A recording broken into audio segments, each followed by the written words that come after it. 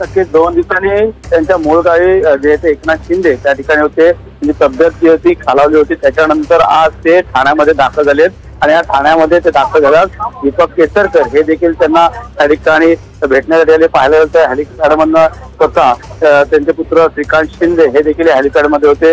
त्याचबरोबर पाहायला गेलं तर 2 दिवसात अनेक घडामोडी येते महाराष्ट्रामध्ये राज्यामध्ये घडत होत्या. पाहिलं गेलं तर मुख्यमंत्री कोण असा प्रश्नचिन्ह उपस्थित होत असताना मात्र काळजीवाहू मुख्यमंत्री या अगोदर देखील पत्रकार परिषद सांगले जे निर्णय जे आहेत ते अमित शहा असतील या नरेंद्र मोदी हे घेतील. मात्र सध्या तरी पाहायला गेलं तर कुठेतरी शिवसैनिकांमध्ये देखील उत्सुकता लागली आहे की पुन्हा एकदा मुख्यमंत्री एकनाथ शिंदेच बनावे तर दुसरीकडे देवेंद्र फडणवीस हे मुख्यमंत्री बनावे अशी देखील आता चर्चा सुरू असताना मात्र दुसरीकडे आता मुख्यमंत्री कोण असेल तसंच गृह खातं कोणाकडे असेल त्याचबरोबर पाहायला गेलं तर उपमुख्यमंत्री पद दिलं तर गृह खातं हे त्यांच्याकडे येणार का तसे महसूल असतील इतर खाती देखील त्यांच्याकडे येणार का हे देखील आता बैठकीत ठरणार. मात्र आज ते त्यांच्या पुन्हा ठाण्यामध्ये आले त्यानंतर ठाण्याच्या निवासस्थानी जातील. त्यानंतर आज पाहायला गेलं तर मुंबईमध्ये महायुतीची बैठक होण्याचं सांगितलं जातं. मात्र कशा प्रकारची बैठक असणार आहे खाती वाटपासंदर्भात असणार आहे की मुख्यमंत्री पदासाठी असतील इथं गृहमंत्री पद कशा प्रकारे या ठिकाणी द्यावं